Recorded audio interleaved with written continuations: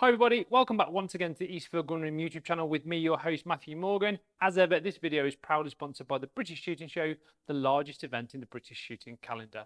Now, before we look at today's gun, I just want to thank you all for liking and subscribing and of course engaging with the channel. We do get a lot of people, however, that do watch the videos that don't subscribe, so do us a favour and just hit that button. So what we're going to look at today, I hear you all shout at your iPads, tellies and screens. Today we're going to look at another famous Browning shotgun. You may recall not so long ago we looked at the infamous Browning B25. It was the earliest one, I believe, in existence in the UK. If you haven't seen that video, do check it out. Today we're going to look at something slightly different, but another one of John Moses' fantastic creations, and that is the Auto 5 shotgun. The gun we looked at previously, that very early B25 that I've just mentioned, was actually built in 1930. This A5 or Auto 5 is even earlier by a whole 12 months. So this is a 1929 Auto 5. Once again, it has come courtesy of my friend Bert Ring, who's Bert, who loves Brownings, because it's a particularly nice example. And like I said in the previous video, I've become quite interested in the whole works of John Moses Browning. This is another one of his fantastic achievements. So that's what we're going to look at today. So the Auto 5 is a Belgian manufactured auto loading shotgun. Now, bit of history to go along with the previous history I gave you last time. Initially, the first design was about 1898 and it actually went into production in 1900. Now, like I said, this gun's 1929. As ever, with John Moses Browning, there's always a sort of crazy story. This gun is no different. Now, my understanding is, and don't quote me on this, is that this was a design in terms of increased reliability of what auto-loading shotguns were available at the time. John Moses Browning took this design to, I think, Winchester. Winchester weren't happy with it because they thought it might be competition to them. He then made an appointment to see the CEO of Remington. The morning of the meeting, the CEO of Remington dropped down dead. So once again, he took it to Belgium and FN built his creation for him. Now, this Auto 5 has got an interesting nickname. They call it the Humpback because of the design of course, the action.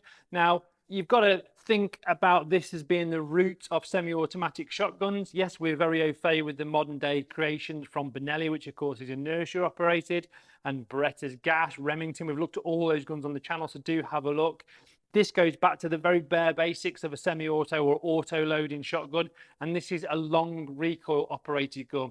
And what that basically means is that when the trigger is pulled, the whole barrel moves back in the action to a further point than the ejection port to eject a cartridge and put another one in.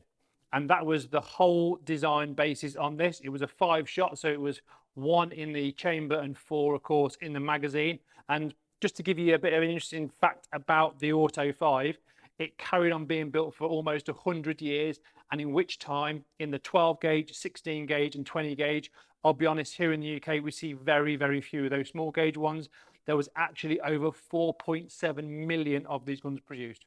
So let's have a look at it. We have got a completely all steel frame, blued finish, not dissimilar to the B25 Superpose we looked at. You've got various screws and bits holding it together, whereas of course these days on a modern semi-auto they'd be a bit more concealed. We tend to have pins rather than screws.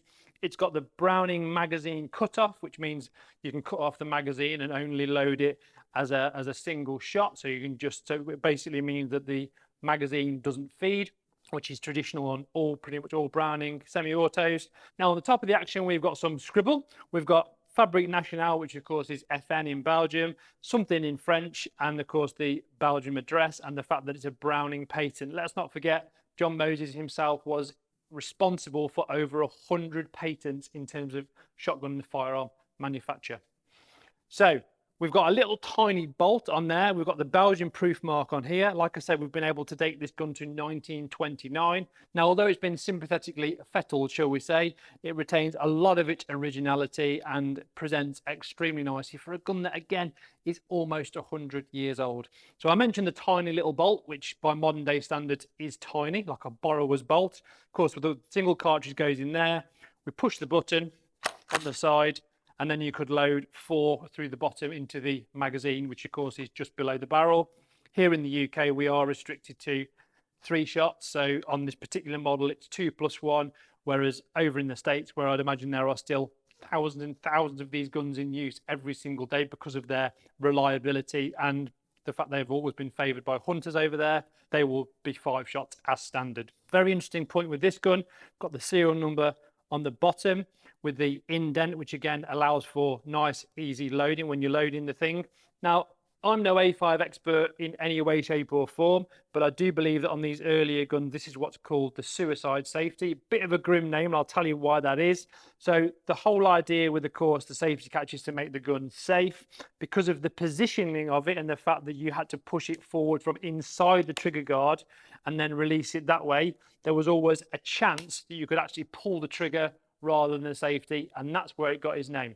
All this polishing of the trigger plate, I don't know if that's original or not. I would imagine historically it was probably blued, but it does add a nice little bit of bling. The trigger itself is a really nice shape, very, very slim, nice feeling. And if we look on the inside of the action here, which where the carrier is, you've got some more letters. You've got TT, which I don't think is Terry Tibbs. So that's obviously something to do with perhaps something to do with that very famous motorcycle race on the Isle of Man. So that kind of concludes the action. Very nicely put together. And like I said, from the outset, it was from John Moses' point of view, it was about getting increased reliability with all those cartridges.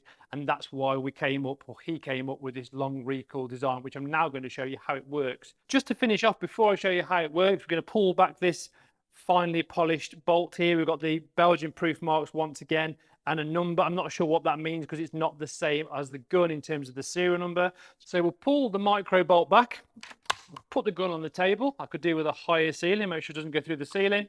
We spin it round. You actually push the barrel down. You'll see it move in the action. Here you go. And that's due to a massive spring here in the fore end.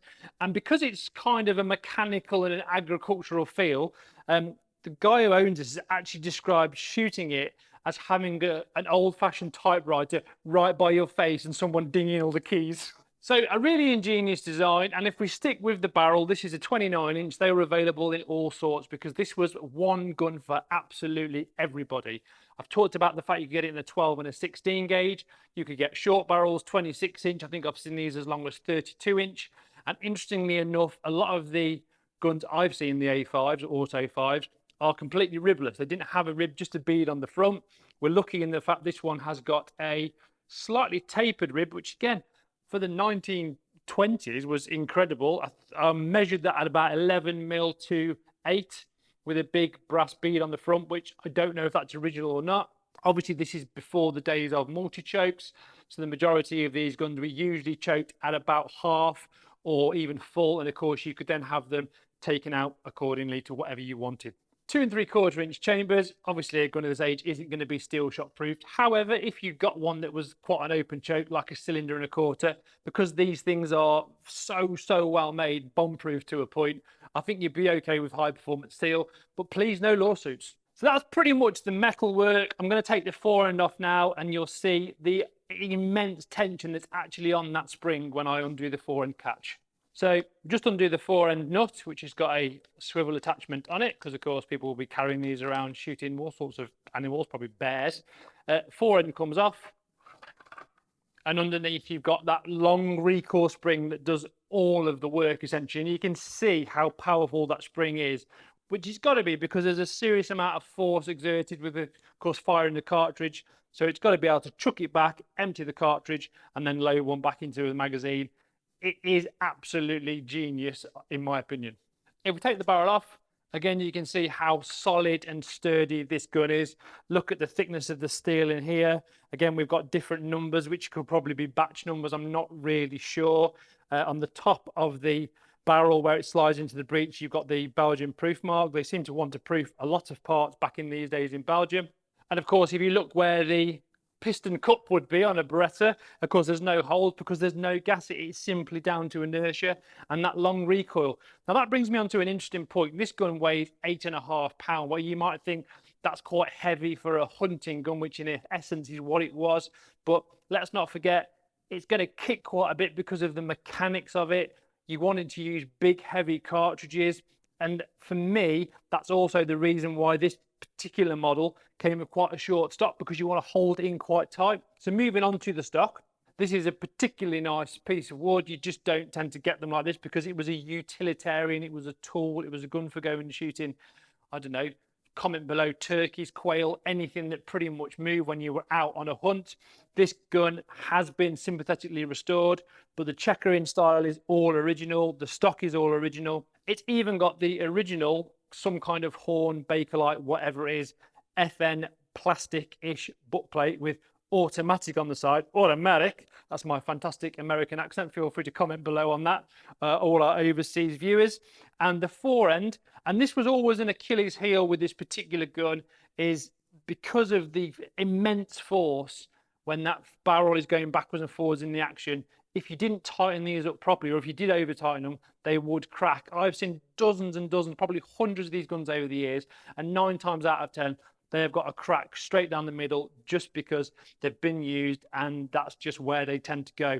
A really nice touch with this, it's got the serial number stamped in the front of the forend wood, which ties in with the rest of the gun, which again shows it's original. And if you look here, there's also a little bit of a reinforced piece on the inside of the forend, which the idea behind that was, of course, to try and take up some of that immense force from the spring going backwards and forwards. That's not a home effected repair. That, I believe, is also from the factory.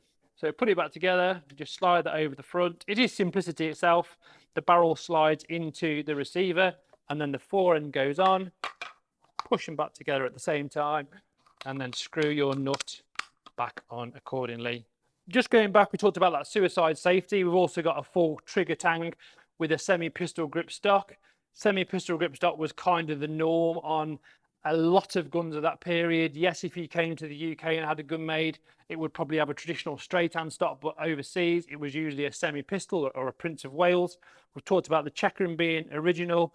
I mean, look at the way the metal goes back into the stock, added strength once more.